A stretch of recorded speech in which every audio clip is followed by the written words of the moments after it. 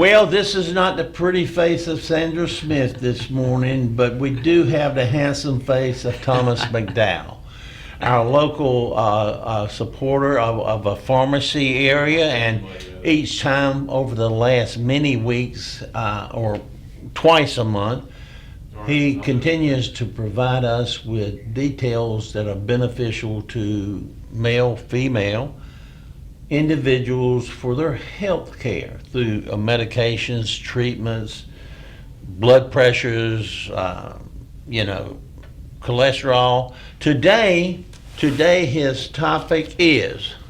We're going to be talking about omega-3 specifically, which is an essential fat that we have to get through our diet. So figured since February is American Heart Month, and we're already somehow into February this year. Isn't the truth? And it's flying by, and I know WHIG has a lot of neat things planned for heart health and, that's for right. this month, and a nutrition and exercise. And so we'll kick it off, with some discussion on omega-3s, and you might hear this again, and we've touched on it on a past show.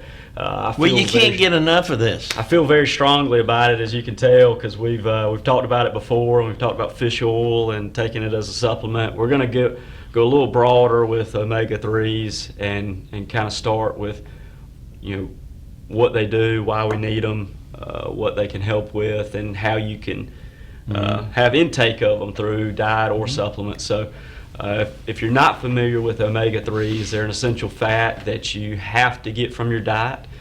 Your body cannot produce omega-3s. Your body can produce some certain vitamins, vitamin D, for example. Your body can produce through sunlight exposure, but omega-3s you have to get from your diet. And most people are thinking fish when it comes to omega-3s, and we'll talk about what foods contain omega-3s. But the reason that they're important, especially for heart health, is that primarily their main mechanism is that they lower triglycerides. So if you've been to the doctor and they have pulled a lipid panel on you, they've probably talked about your LDL, which is kind of what a lot of people call the bad cholesterol. It's not really bad, it's just we want to keep an eye on how high that LDL level gets. Then there's HDL, which is considered good cholesterol. You don't want to have a low level of HDL. And then they look at triglycerides and total cholesterol. Triglycerides are sometimes put on the back burner, but elevated triglycerides can be correlated to some fatty buildup and plaque in arteries. And so we know fatty buildup and plaque in arteries leads to heart attacks and strokes. And so heart disease, which would include a whole host of different conditions, but heart attacks is a big one. Heart disease is still one of the leading causes of death in our country. I believe it's still the number. If your heart don't work, it's nothing's working, and it's like a car tune-up. Yeah, and it's like your engine. We need it pumping effectively and properly, and so I believe heart disease is still the #1 killer for women in our country. Isn't that amazing? That is amazing. And so that's still something that we're very focused on, and so omega-3s are a very easy way to look after your heart health specifically. Of course, diet and exercise are key overall. Let me interrupt, changing a little bit, but isn't this one of the reasons why Japanese and Chinese that eat so much fish and things like that sort of have a lower, seem to have a little less heart issues? I would think there's a correlation. I have heard there. that for years. Yeah, I think in general in different cultures and different countries, they eat a lot less processed foods. Mm-hmm. I think the government has their hand in this. There's if you're really looking at the FDA and a lot of those organizations, there's a lot of money flowing through those organizations, and there's a lot of players, I'm sure, that want to keep their foods out on the grocery aisles. yeah. And so, you've got to be able to make informed decisions for yourself and seek out and find those healthy foods because they're not going to fall in your lap. My wife has an app, and when she goes in and started, my grandson started it when he decided he wanted to lose some weight and play tennis and stuff. But you just look at the label and mash a button and it'll tell great, not good, bad, horrible, whatever the terms are. And it evaluates and tells you it's good for your heart, it's good for your health. Sure. And I think that's great because for years I think we've relied just upon all of these manufacturers of foods, for our health choices, and it's like, well, if it's on the shelf, it must be good. Well, that's right. That's exactly right. And that could not be further from the truth. We have tons of added sugar and processed foods on in our grocery stores, and available everywhere. Not just groceries, but gas stations and so forth. And I feel that moderation is key. I certainly don't eat perfectly, but when we're taking in a lot of processed foods and added sugar and avoiding, whether it's intentional or not, hard healthy foods, omega 3s, vegetables, high nutrient dense foods, then we're going to see some problems later in life, such as type 2 diabetes, heart attack, strokes, obesity. So there's a lot of issues that really stem from diet, and I think we in America we really have a metabolic issue for most of our patients. And when we talk about metabolic, it's how your body functions, at a kind of from a level of blood sugar and different disease That states. sugar thing is a big to do, isn't it? It is. Your body was never really, in my opinion, designed to take in a lot of added sugar. And almost everything has it. Mm-hmm. Now, like going down the cereal, I've never been a cereal eater. Okay, Cereal's a notorious one. but she'll go boom boom, and it's bad, excellent. Yeah, and probably the excellent one has very little sugar. Yeah, very little sugar, and it's like a shredded wheat and things like that. And so I started eating some of that. Well, I think it's just taking some steps like that and just being aware of what you're eating is the key. Well, when she pulled it out, I didn't have a clue. You understand? I said, "What's Yeah. that?" And she said, "Well, Matthew." Yeah. But she does. I mean, she checks everything now. Yeah, and we try to do that at our house, and it's hard because sometimes It is. those hard healthy foods are more expensive or they're harder to get, less accessible, which is a shame. But it's really, it starts with that awareness, I think, of knowing what's a good option versus what's a poor option before it's too late. Well, growing up on the farm long ago, you raised all of your vegetables. You had a pond that you could fish in. I mean, seriously. I mean, you almost had everything, but the sugars and the flours and the et cetera. But anyway, Yeah, omega 3. I've heard a lot about that. So continue. Yeah, so we touched on the fatty buildup. There's also some correlation between a higher level of omega 3s in your diet and a lower risk of arrhythmias, which is how your heart beats, and that arrhythmias can lead to stroke and so forth. And so there's That a stroke's a correlation. bad deal. It can be very debilitating or deadly for a lot of folks, and slower rate of plaque buildup. So if you're eating omega 3s, you're going to have a slower potential rate of that plaque buildup, which interrupts blood flow, and that's what leads to the heart attacks and strokes. It also has antioxidant effects, anti-inflammatory effects, and there's also some correlation to decrease in blood pressure. So very neat supplement, but it doesn't have to come from a supplement. It can come from your diet. And so oily fish. And exercise, right?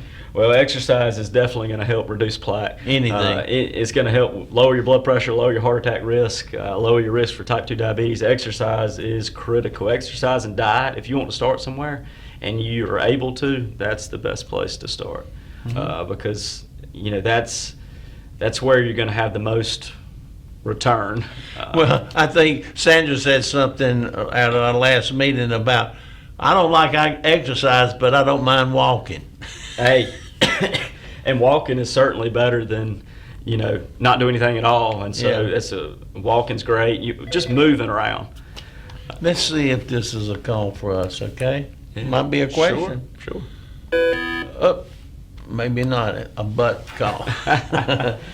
And so, going back to diet, the oily fish is a common way to take in omega-3: salmon, mackerel, tuna, herring, sardines. So if you're not a fan of those fish, and some of those are not necessarily Salmon are great. Yeah, salmon and tuna are very popular. Some of the other ones, might not be your cup of tea, but those are where you get the most omega-3s is from the oily fish.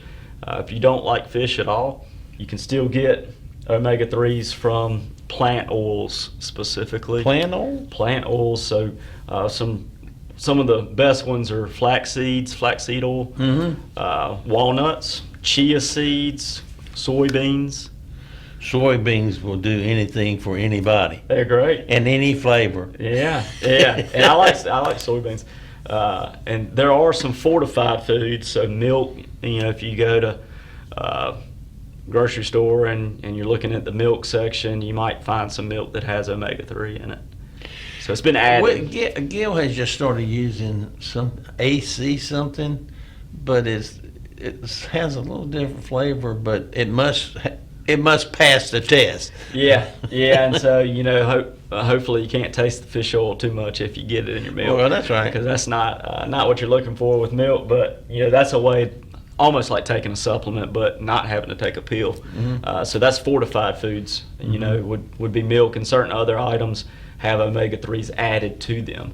But if you don't, if you're having trouble eating these foods, don't like these foods, then I would recommend taking a supplement. If you go to your local pharmacy, there's fish oil throughout the store. Yes. It's a very common supplement over the counter. And so, just be wary of the quality, because there's different qualities of any OTC supplement over the counter. And with fish oil, you want one that's very pure and concentrated. So you're looking for higher milligrams of the omega-3s in ideally a smaller capsule, a somewhat reasonably sized capsule. If you're looking at low milligrams, then it's not very pure or concentrated. Low, not very good. High, very good. Yep. So that means they've really. Is there any particular brand that you advocate? Well, there's a lot of good quality brands out there. Nature's Bounty, Nature Made are good ones. We have one that I really like called Solutions RX at Medical Park Pharmacy. Pharmaceutical grade. It's actually a pharmacist owns the company and is in charge of the quality and purity, and so we know we're getting a good product. When you look at the back of your omega fish oils, it might be advertised as fish oil or cod liver oil. You're going to see usually EPA and DHA. So those are the specific omega-3 acids. It's more the scientific name that you'll see. And so you want those milligram numbers to be higher per capsule. So that you don't have to take 2-3 capsules to get the right amount. Because they're kind of big capsules, and sometimes they will give you kind of fishy burps and kind of a fish taste. People don't like that. A little trick there, if you put them in the refrigerator, it'll reduce the fishy taste and the fishy burps. So. Well, that's interesting. Thomas, we're going to be closing in a second. A couple things. Tell your 2 locations, because we have people that may want to go to the Scotland Neck rather than the Rocky Mount Medical Park. Sure. But give locations of both, and of course the same type services and everything, and then just briefly the importance of omega-3. Yeah. So I'm pharmacist and owner of Medical Park Pharmacy here in Rocky Mount, 901 North Winstead Avenue, often referred to as the Boyce Willis Clinic building, or the first floor. First floor, right when you come in on the right, big 5-story building on Winstead, corner of Winstead and English. And we'd love to help you there if you have questions about omega-3s. We do a lot of adherence packaging, pill packs, free delivery, Medicare plan reviews, and great customer service, fast, friendly service. You're not going to be put on hold for 30 minutes when you call. You can reach us when you call. And some of these people I've known for 30, 40 years. and you know us, and so it's a familiar face, and we're looking at you like a person and not just a number. And we also own McDowell's Pharmacy down the road in the big city of Scotland Neck. And that's been around since when? 1901. 1901. So I'm the fourth generation pharmacist and owner there, and we've been on Main Street since 1901. So if you're in the Halifax County area, or if you're going out to Sylvan Heights Bird Park for a day trip, come and see us. We'd love to help you. We have some neat historical items just for, that are fun to look at, but we also have a lot of great services as well, and would love to help you. And just real quick, omega-3s, essential fatty acids, your body can't produce them. You need to get them into your diet through food or supplement, and it's really important for heart health. So talk to your local pharmacist, make sure it's okay for you, and talk to your doctor and your providers, and make sure it's a good choice. But most people, it's a good option for helping protect your heart. Well, Thomas, we continue to appreciate your presentations twice a month for us, and we can make a journal that would be very valuable to our viewers. But with that, until 2 weeks from now, Thomas and I are going to say have a great time, and we'll be back after the break.